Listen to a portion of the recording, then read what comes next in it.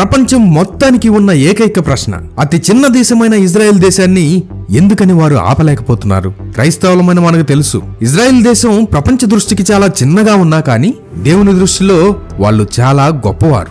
దేవుని సొత్తైన ప్రజలు. వారి వెనుక ఉన్నది జీవం కలిగిన దేవుడని మన పరిశుద్ధ గ్రంథం మనకు చెప్తుంది. అదే పరిశుద్ధ గ్రంథం మరొక ప్రాముఖ్యమైన విషయం చెప్తుంది. ప్రస్తుతం గాజా ఇజ్రాయెల్ మధ్య యుద్ధాన్ని ఆపి శాశ్వత పరిష్కారం కోసం ఐక్యరాజ్య సమితి వంటి ప్రపంచ సంస్థలు 2 స్టేట్ సొల్యూషన్ వైపు మొగ్గు చూపుతున్నాయి. ఈ క్రమంలో ఇజ్రాయెల్ పై ఒత్తిడి పెంచేందుకు స్పెయిన్, ఐర్లాండ్, నార్వే వంటి యూరప్ దేశాలు పాలస్తీనాను స్వతంత్ర దేశంగా అధికారికంగా గుర్తించాయి. ఇదే దారిలో యూకే, కెనడా వంటి దేశాలు కూడా వెళ్తాయేమోనన్న ఊహాగానాల మధ్య ఇజ్రాయెల్ ప్రధాని బెంజమిన్ నెతన్యాహు పాలస్తీనా అనే ప్రత్యేక దేశం ఎప్పటికీ ఏర్పడదు అని ఒక గట్టి ఖచ్చితమైన ప్రకటన చేసి ప్రపంచాన్ని ఆశ్చర్యపరిచారు. నెతన్యాహు తన వైఖరిని చాలా స్పష్టంగా సమర్థించుకున్నారు. ఆయన ప్రకారం ఇజ్రాయెల్ భద్రతే అన్నిటికన్నా ముఖ్యం.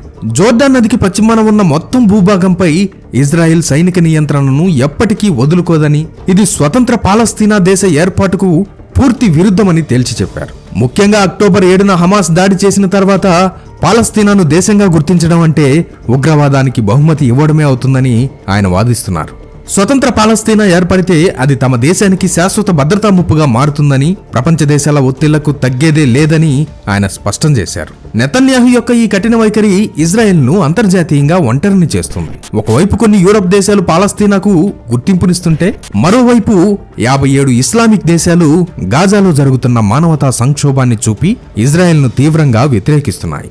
ఇజ్రాయెల్కు అత్యంత సన్నిహిత మిత్రదేశమైన అమెరికా కూడా 2 స్టేట్ సొల్యూషన్ నే సమర్థించడంతో ఇరు దేశాల మధ్య విభేదాలు పెరుగుతున్నాయి. పాలస్తీనా దేశం అనే ఆలోచనని తిరస్కరించడం వల్ల భవిష్యత్తులో శాంతి చర్చలకు మార్గాలు మూసుకుపోయి ఈ ప్రాంతంలో ఉద్రిక్తతలు మరింత పెరిగే ప్రమాదం కనిపిస్తుంది. ప్రస్తుత గొడవ ఇలా ఉంది.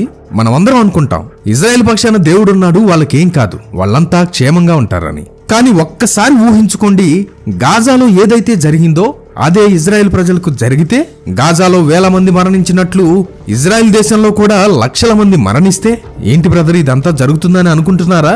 చరిత్రలో జరిగింది, ఇప్పుడు మరలా జరగబోతోంది.